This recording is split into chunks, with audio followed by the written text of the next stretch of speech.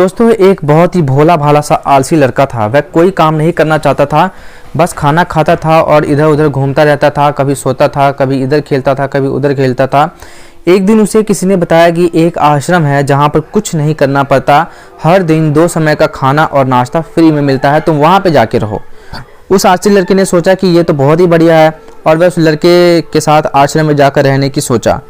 फिर वह भोला भाला आलसी लड़का अपना सारा सांसारिक जीवन छोड़कर उस आश्रम में जाकर रहने लगा।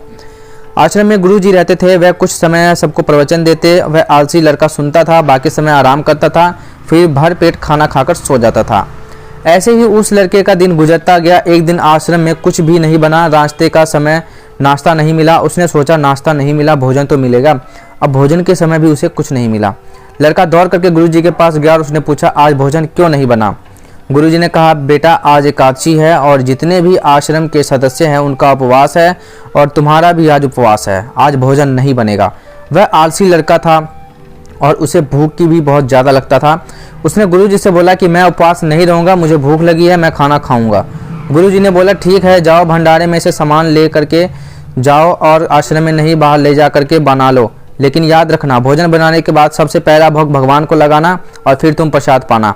वह लड़का बोला, ठीक है, और फिर अनाज लेकर नदी की ओर पहुंचा।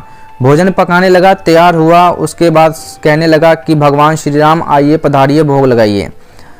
अब जब उसे लगा कि भगवान तो आ नहीं रहे तो फिर कहने लगा कि मुझे मालूम है आपको तो अच्छा खाना खाने की आदत है, मैं बना नहीं पाया और मुझे भोजन बनाने में भी नहीं आता, लेकिन जो भी रूखा सूखा बना है आकर खा लीजिए।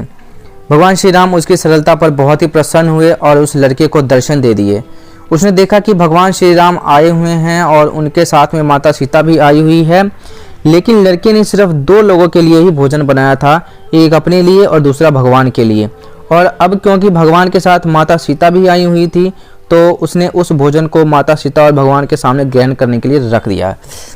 भगवान श्री राम और माता सीता ने भोजन किया और उसके बाद जब वह जाने लगे तो भला भोला सा लड़का, जो आलसी सा लड़का था, वो बोला कि प्रभु आप आए, दर्शन दिए, बहुत अच्छा लगा, मुझे खाने को कुछ नहीं मिला, लेकिन कोई बात नहीं, लेकिन आपसे एक विनती है कि मैं अगली बार जब आप आएंगे तो कितने लोग आएंगे ये बता दीजिए ताकि मैं उतने लोगों के लिए भोजन बना कर रखा रहूं।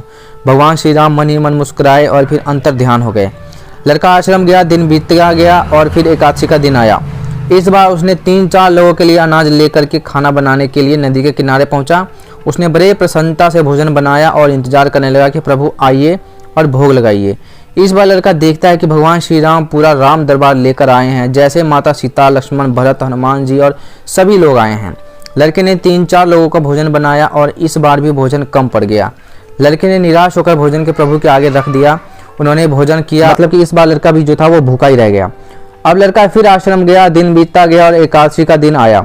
इस बार गुरुजी कहने लगा कि गुरुजी मुझे इस बार थोड़ा ज़्यादा अनाज चाहिए। गुरुजी सोचने लगे यह इतना सारा अनाज का क्या करता है, कहीं इसे बेचता तो नहीं। उन्होंने कहा कि ठीक है, भूख से परेशान रहता है। लड़के ने कहा कि नहीं गुरुजी, मैं भूख से परेशान नहीं रहता हूँ, प्रभु के साथ बहुत लोग आते हैं, उनको भी तो भोजन कराना पड़ता है। गुरुजी को लगा कि लड़का पागल हो गया है, लेकिन गुरुजी ने सोचा कि चलो एक बार चलकर देखते हैं कि लड़का इस अनाज का करता क्या है। तब भोला सा लड़का अनाज लेकर के नदी के किनारे पहुंचा। इस बार भोजन बनाया नहीं। उसने सोचा कि प्रभु हर बार जब ज़्यादा लोगों को लेकर आते हैं, इस बार वह जितने भी आएंगे खुद बनाकर भोग लगा लेंगे। और फिर प्रेम से प्रभु को बुलाने लगा। गुरु जी ये सब छुपकर देख रहे थे, भोजन तो बनाया नहीं और प्रभु को बुला रहा है।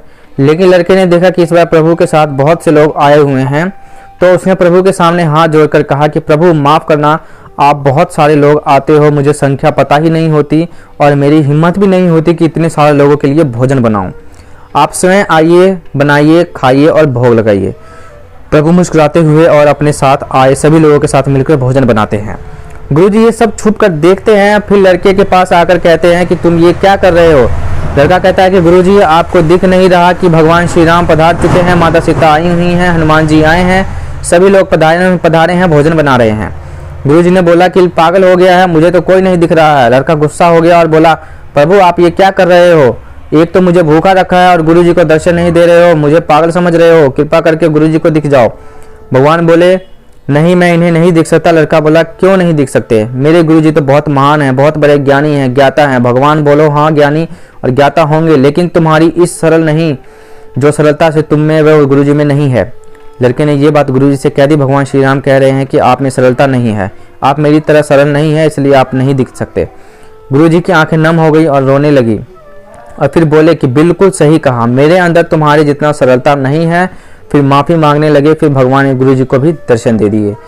दोस्तों, ये कहानी हमें ये सिखाती है कि जीवन में सरलता सबसे ज़्यादा इम्पोर्टेंट है। जितने सरल बने रहोगे उतना ही जीवन में आप आगे बढ़ते चले जाओगे।